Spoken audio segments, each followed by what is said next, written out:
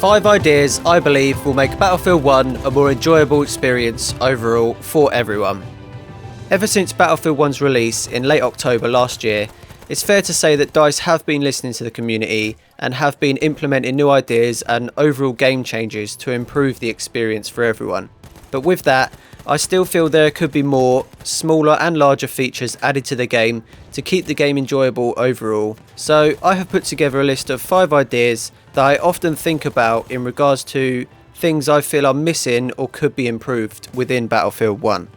So starting out this list is being able to spend WARBONDS on more than just guns.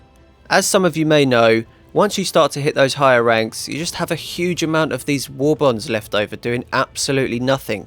And I just feel that there should be more for you to spend these WARBONDS on than just guns.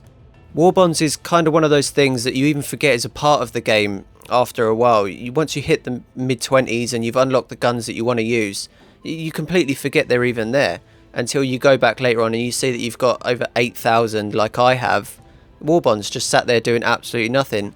And I feel that you could possibly be able to spend these on battle packs or save up a lot of WARBONDS and be able to buy a specific skin that may be available at a certain time.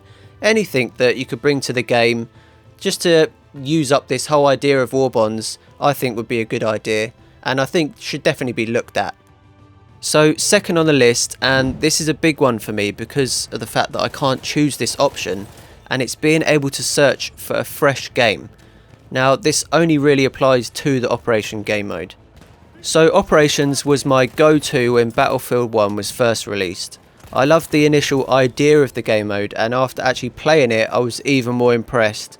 But over time it started to become a regular occurrence that I would join a lobby that is already halfway through the first map, or an even worse case scenario, joining the lobby and it's already on to the second map. For me, it just defeats the whole point of the game mode, and it's really tarnished Operations. I still remember first playing the Kaiserschlacht operation, which is the first operation that runs through St. Quentin Scar and Amiens, and taking that first charge alongside your teammates on St. Quentin Scar at the start of the map, taking the first charge and shouting and running like mad across the war-torn landscape. It just made the game mode feel like true war, and I really miss that because when you join a game now, you join halfway through, you're not getting that feeling of the initial push, and I just really miss that about Operations. The really irritating thing about this is there is already in the multiplayer screen a Operations selection tab and a quick match selection tab with operations available within quick match, and I just feel that if you're going to pick a operation through the operation tab, that you should be able to at least queue or wait for a new game. And if you just want to jump into a game, head over to quick match. I just feel like that could be implemented and it would really improve the experience for me overall. So moving on to idea number 3 on this list, and it's bring back the test range DICE. Whatever happened to the test range? The test range for me in Battlefield 4 was a great way of being able to learn how to fly the choppers and control the tanks, and it really helped me improve my skills in the vehicles in Battlefield 4. But in Battlefield 1 I don't even touch the vehicles because I haven't had the chance to better my skills in the vehicles, and anytime I have jumped in one, or a plane or a tank, it just hasn't lasted long because I haven't had the time to learn and better myself with these things.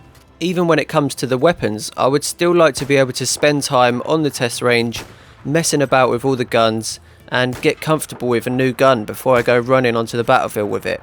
A simple test area with all the vehicles available, a few crates dotted around that you can just pull any gun out of or any gadget that you want and mess about with it, I feel would be a great addition to Battlefield 1.